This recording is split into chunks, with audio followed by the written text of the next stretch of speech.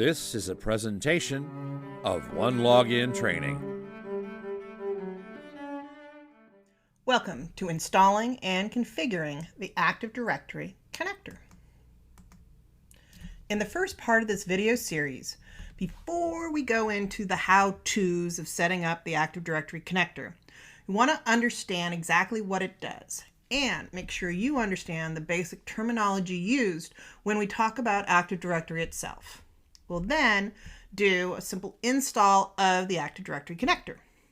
Then, in the second part, we'll take a look at different configuration options for the ADC, such as choosing which users you want to actually sync with OneLogin and configuring some of those advanced options that control exactly what happens during the sync process.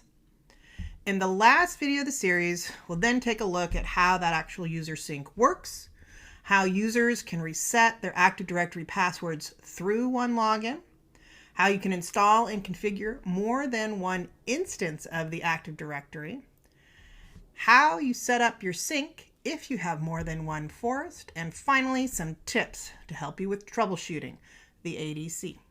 So what exactly does the Active Directory connector, or ADC, do? Basically, in order to integrate OneLogin with what is fully known as Active Directory Directory Services, or ADDS, or even just Active Directory and AD, you need to install the Active Directory connector on at least one server that belongs to your AD environment. It would be a member server or a domain controller. Once it's installed, the ADC can import your users from ADDS into OneLogin. These users then will by default be authenticated against ADDS when they log into OneLogin. This means your users can use their AD credentials, not only internally to access resources controlled by AD, but they can also use these credentials to get into OneLogin and thus access all the resources OneLogin controls.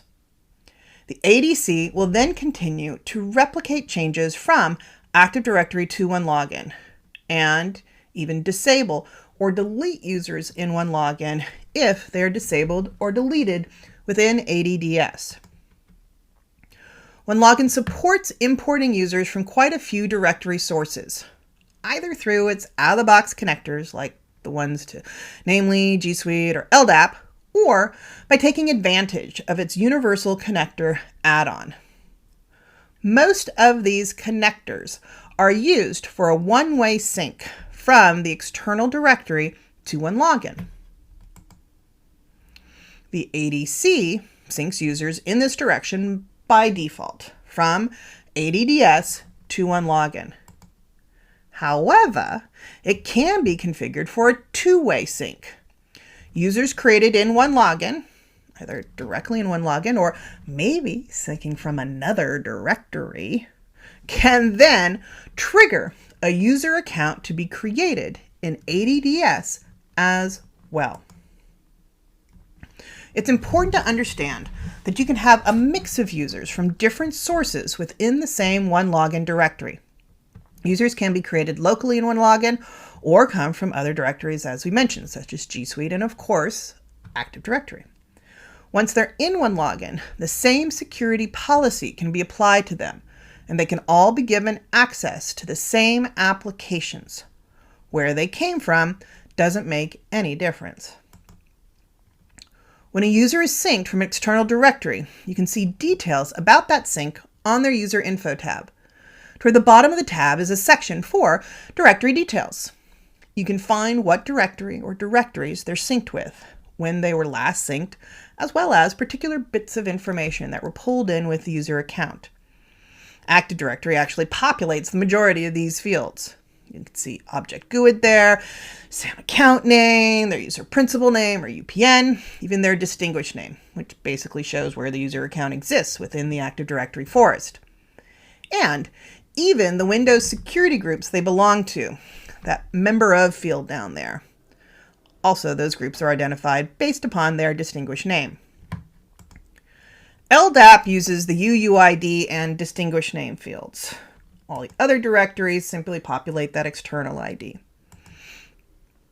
In fact, You can sync whichever user fields necessary that you want to from Active Directory. You can sync any of these standard fields, obviously first name, last name, email, their username, company, maybe department, job title, or any custom fields that you might want to create.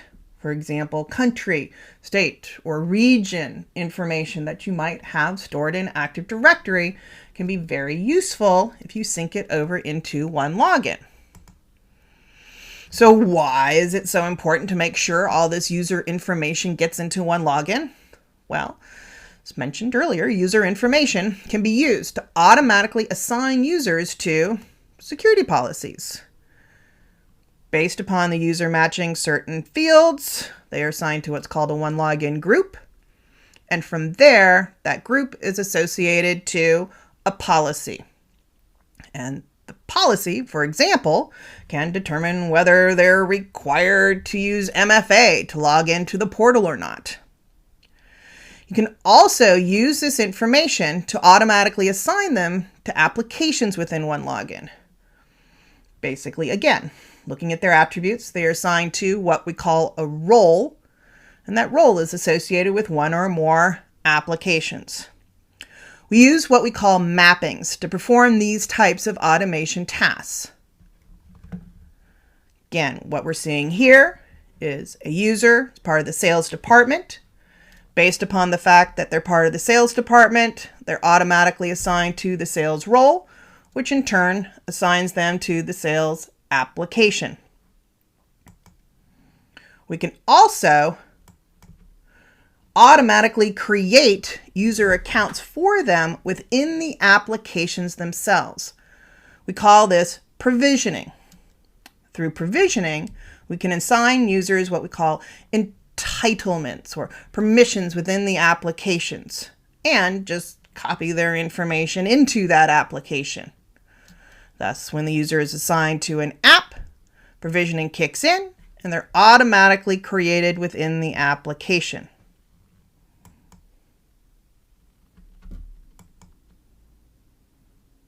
Before we go any further into installing and configuring the ADC, let's make sure you understand Active Directory Directory Services, or ADDS.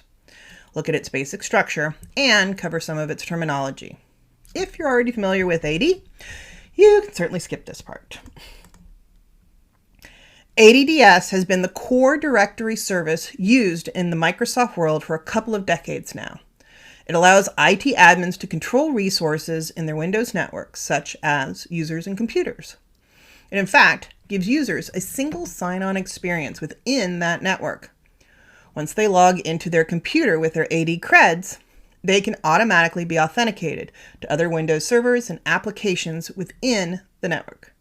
It's often referred to as just, again, Active Directory. So, an AD domain is a collection of those objects within the AD environment. A domain controller is an actual server that ADDS is installed on. It contains a replica of a database that defines all the objects that exist within the domain. Collection of domains is called a tree. And the full collection, all the trees, and thus all the domains, is called a forest. All domains within a forest trust each other by default. In fact, users from one domain can automatically log into systems and access resources in another domain within the same forest because of this trust. At the lowest level, a domain can be subdivided by what are called organizational units, or just OUs. All of this then can be used to create a very large, complex environment. The forest is looked upon as the encompassing boundary. Forest then has one or more trees. Yes, a forest can have just one tree in it. And each tree can have one or more domains. Domain controllers are built and exist within a single domain. Best practice would be to have at least 2 domain controllers per domain, just for fault-tolerant, failover type purposes. And again, all the DCs within the domains replicate objects to each other. Between domains, objects are actually replicated to special domain controllers called global catalog servers. These global catalog servers are what allow the users to access the resources in other domains. An Active Directory environment can also be as simple as a single domain controller within a single domain and a single tree that make up the entire forest. Ideally, there would be at least 2 DCs within that domain. Again, fault tolerance, high availability purposes. But still, the entire environment could be that single domain. And either within that single domain or within each of that domains, we can still subdivide further by creating OUs. OUs could be based upon departments, like we're seeing here, sales, marketing, engineer. They could also be based upon locations. So, my western region or my eastern region. Again, they're containers of management. So you design them to match your management needs.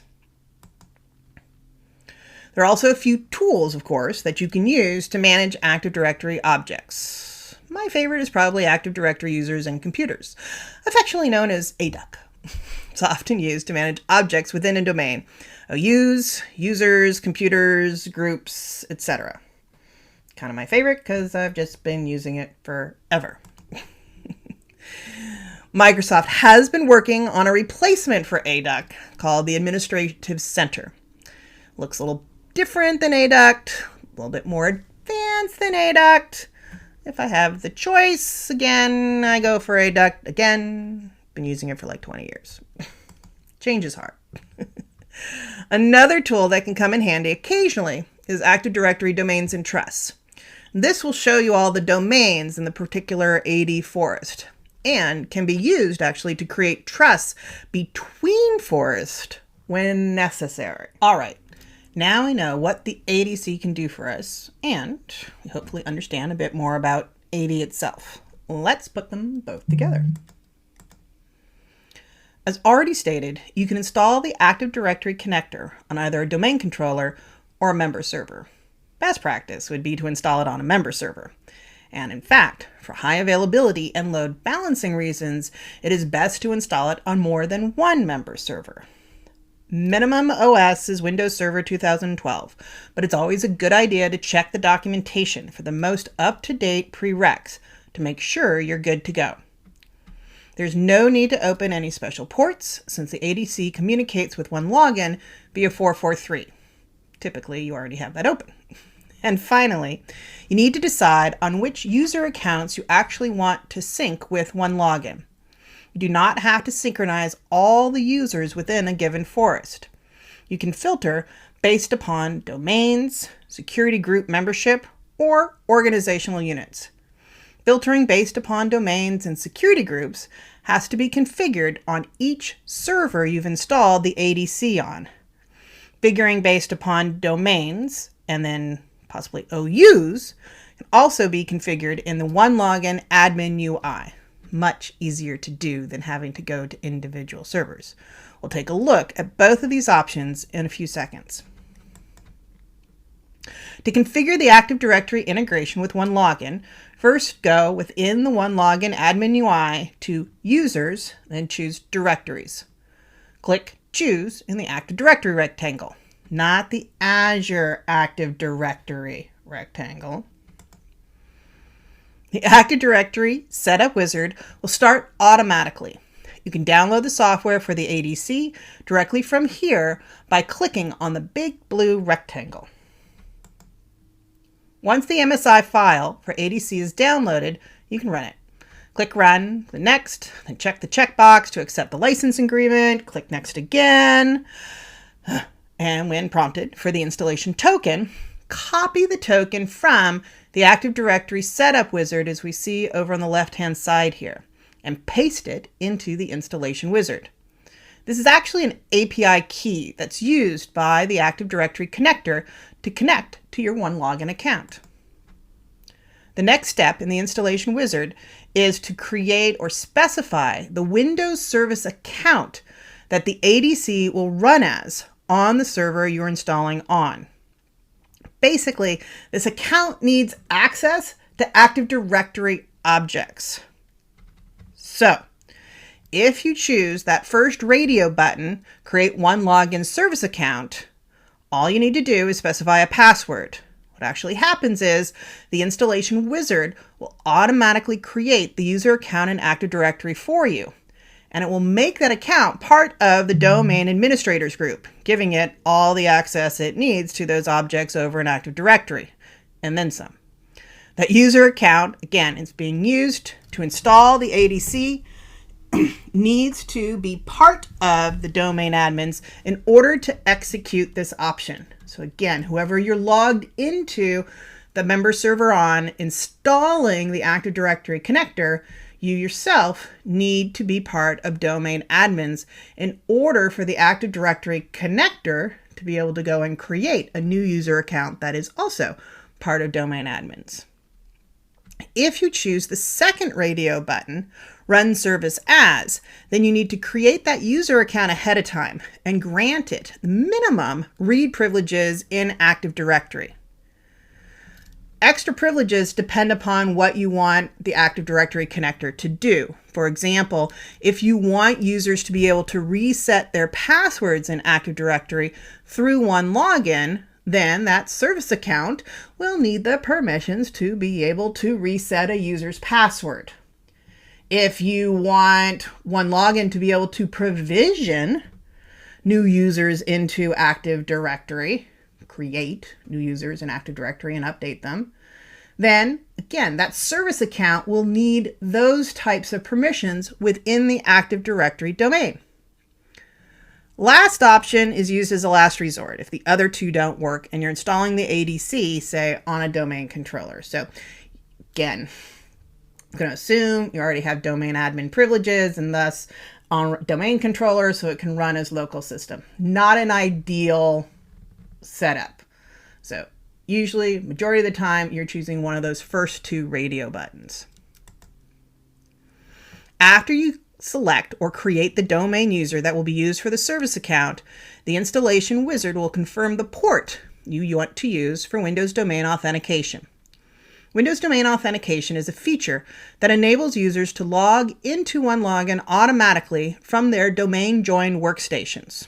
Basically, they log in with their Active Directory credentials to their domain join workstation and through integrated Windows authentication are able to pass through those credentials through to the ADC. ADC communicates with OneLogin and they can get into OneLogin.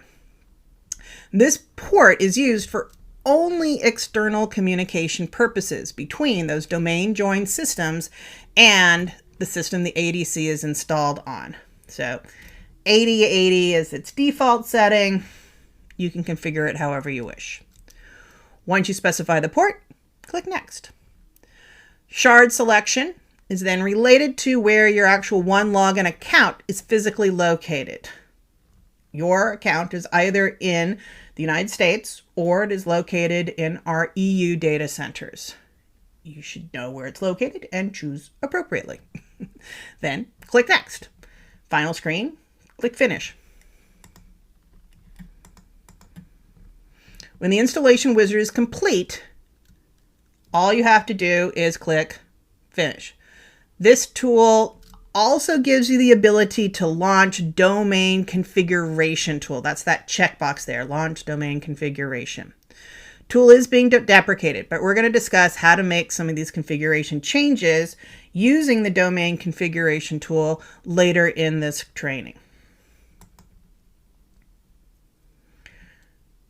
One of the steps that you might want to take right after you finish with your installation is to change one of the settings relating to this new service account that was created as part of the installation process. So that service account by default is set to automatically start, which the majority of the time is fine. However, it does have some dependencies like other things that need to be started before it can start up. And sometimes those other pieces might take a little while, and when a system is rebooted, the ADC service just doesn't start. Like, they don't start in time, and then it never starts. So one of the nice proactive kind of steps that you can take, again, once you've actually installed that Active Directory connector, is go to the services MMC, find the new service that has been generated, called OneLogin Active Directory Connector Service, and then change the startup type from automatic to automatic delayed start.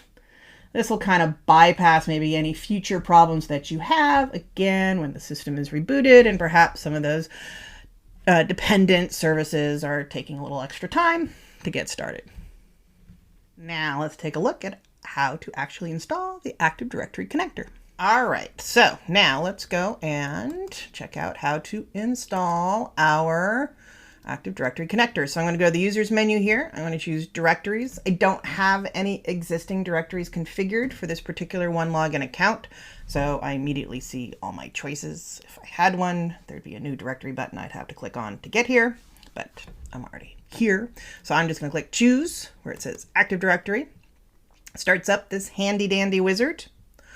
It's going to ask me if I want to rename this thing. If I'm going to be syncing with maybe more than one Active Directory forest, or maybe I want separate Active Directory connectors for different domains within the same forest, I really might want to name this thing so I know exactly what I'm connecting to. So I am going to make this guy OL training here. And at this point, I would simply download the installation software. I'm on the server that I want to install it on, so I don't have to go very far. So I can just download it here. Now, instead of making you wait for me to download it, I have already downloaded it. So I will simply start the installation wizard. I'm going to click next. I'm going to read to a license and say next. Now it's asking me for this installation token. Again, this is basically an API key that the Active Directory connector is going to be using to communicate with your OneLogin account. Where can you go grab it? You can grab it back here. It's on the installation wizard. Just step C there, copy it and paste it into the lovely installation wizard. Click next. Now at this point, it's asking me about that service account. Again, if I choose this first option here, then the wizard will create a new domain user and put that user in the domain admins group, basically give it every privilege it needs to manage users and then some, and it will use that account to run the service that will be generated once the installation is finished here. If I don't want that account to be an all-powerful domain admin, I might want to create it ahead of time. So I do have this little OneLogin ADC account that I have created ahead of time and basically just delegated it the admin control that I wanted it to have. So there are multiple ways of doing this, but like right click on the domain, maybe say delegate control, click next, go add in that nice OneLogin user I created. And come on, where'd he go? Add in the user. Well, oh, there it is, sorry. It was already behind me. There we go. There's my user. Click next and just say, basically they can create, delete, update user accounts, reset their passwords. And that's really all I need. Is just they need manage user type privileges. And click next. And finish. So that would give that account, again, that sort of minimum that it really needs, not overkill by making it part of domain admins. So in this case, again, giving it the minimum privileges that it needs. Now I just need to type in its password, and I'm hoping I'm typing it in correctly so it doesn't yell at me. It'll yell at me if it's incorrect. Yay, it was correct. Now it's asking me for that port for What is one point was called desktop single sign-on, still says desktop single sign-on here, but is also known as Windows Domain Authentication. So this is, again, feature that allows users to basically log into their domain joined systems and from there get into OneLogin's portal without having to provide any additional credentials. It's internal communication, so it's not like I got to open up port 8080 here on my external firewall. But I do need to choose a port. 8080 is the default. I'm going to keep that. Click next. Again, where is my actual OneLogin account located? Which set of data centers is it in? US or EU are your choices. This guy is in the US, and I will install. So what it's doing, of course, installing binaries needed for this guy, as well as creating that service account. So I will actually see a OneLogin Active Directory connector service in my services MMC once this is completed. So I'm just going to click finish here. We'll talk more about that domain configuration option there later, but I'm just going to click finish here for now. And basically done with the installation. At this point, I am going to show you that one other step that we just sort of recommend as kind of a best practice, which is actually changing the settings for the service account. So I'm going to go to my tools over here. I'm going to choose services. And we're going to make it so it starts automatically, but with a delay, in case the system reboots and there's any sort of hang up. And here is the service account that I want. And startup type instead of automatic, I'm going to say automatic delayed start. And by the way, notice if I go over here, log on, there's where that OneLogin ADC is being used. All right. So I'm going to say, okay. All right. So that's all I need. I've got it installed. We will talk more about these options here as far as choosing particular OUs for where you want the users in the next section. This concludes part 1 of installing and configuring the Active Directory connector. Please continue on to part 2. This is a presentation of OneLogin Training.